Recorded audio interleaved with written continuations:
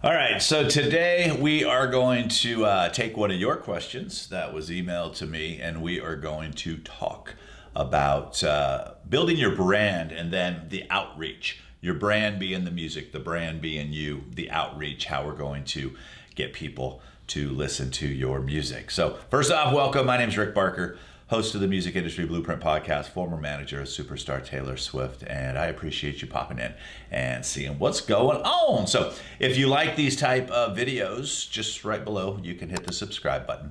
I'm kind of pointing at me. It's not in me. It's down that way. So we'll take care of it. So question regarding early brand outreach.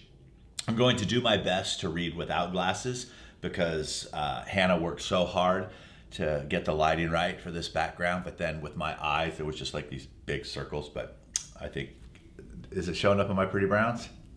Good, perfect, all right. I'm the only one who calls them that though, by the way. All right, hello, Mr. Barker. I purchased your social media package and have been learning a lot from it. Thank you very much. There's one question that I haven't found the answer to that I'm hoping you can help me with, and maybe this would help others. So based on your ideas and many of the ideas of the people you shared, all quality, by the way, I understand that I should be engaging with my audience or engaging with other people's audiences in authentic ways, and then this will translate to the authentic growth for my base. This is the issue. I'm creating a new brand. It is in the very early stages of branding. I don't want to make this music about my personal identity, as I want to go with an artist name and brand in order to retain some level of distance from the music. Therefore, I don't have an audience at all, because I do not want to go to my actual friend base and start building outward in order to build this brand completely from scratch. Do you have some short advice on how to get the early followers that I can then begin to use your strategies to boost? Everything I read and watch about releasing new music talks about pre-release strategy and promotion, but I'm struggling to find how to do pre-release if your brand is completely unknown. It seems like a catch-22. In essence, how do I do a quality release without the influence for pre-release marketing of music, and that would pull people to the brand if I have no audience to start? Sincerely, James. Well, first off, James, thank you so much for taking the time to write this. Thank you so much, obviously, for picking up my course and going through it. So here's the deal. You are absolutely right. It is a catch-22.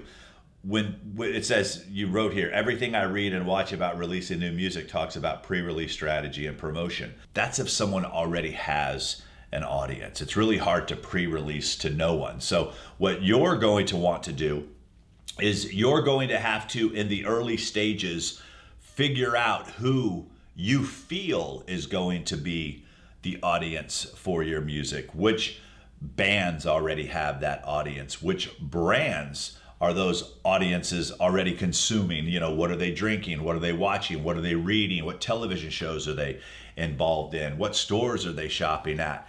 The more you know that, you obviously have to know something, or you're creating music for no one and you're wasting your time. So sometimes we're going to have to experiment. Sometimes you're going to have to try it. Sometimes, well, all of the time with no audience, you can either try it organic, which is going to take a long time, or you can start throwing a little bit of money at it with ads. So you could set up an audience and put some of your music out there and see if it hits. And if it doesn't, then we check that audience off. That one doesn't work. You're going to maybe have 4 or 5 different audiences. Because you're trying to do things different, you're going to have to test. You're going to have to experiment.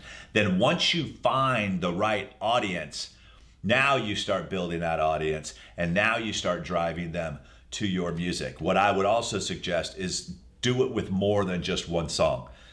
We're in I call it the Netflix binge society right now, where if someone finds something they like, they're going to want to know more. It's going to be hard to build and sustain an audience with just one song. Since you're starting from scratch, you're going to identify. You're going to keep trying to identify. You're going to get more and more in tune with who your audience is. And then you're going to start feeding them music. And then the next time you go to release music, you will start using some of those pre-release strategies that you're being taught. But you are correct. It is very hard to release to an audience that isn't there. So you're going to use your music to build an audience. The key is making sure that you're building the right audience, and you have to really be adamant about looking at the numbers and not trying to influence the numbers. What I mean by that is sometimes we'll throw something out there and we'll go, oh, well, that just can't be true, because in your heart you want it to be different. The numbers won't lie if you're choosing the right audience. So how do we do that? So let's say you've got people that I'm going to make stuff up, okay? So you'll have to come up with your own ideas. But let's say that you feel the people that will like your music, if you're a younger artist, or people that like the Hunger Games, people that maybe like Harry Potter, list 3 or 4 artists, kind of package those together in an interest group and see what comes. Then go to the next artist, say, okay, well, maybe they're more this. And then you just bunch those little things together and have different, same ad, same ad, different audience, same copy, $5 a day. This is the video they're going to see. This is the copy that's in the description. This is the audience. $5. This is the copy they're going to see. This is the video they're going to see. Different audience. So you want to make sure that you only change one variable there. So those are the different things that you're going to have to do to really find your audience. If you still say, I can't figure out who my audience is, this might not be the right business for you. As much as people say they like things new, they don't. They go with what's comfortable. They go with something. So and this is the part that sucks for artists. As soon as you tell someone you're a singer, oh, great, who do you sound like? It's like, ugh. But that's what they want to know. They want to register with something they're already familiar with. So if it's Jimmy Buffett, you go, oh, I'm a lot like Jimmy Buffett. Oh, I love Jimmy Buffett. I would love to hear your music. That's what we have to be able to tell people. So don't overthink it. If you can't find an audience, you're going to have to hone that thing down. If you've got any suggestions, things that you've tried, I would love to hear about them in the comments.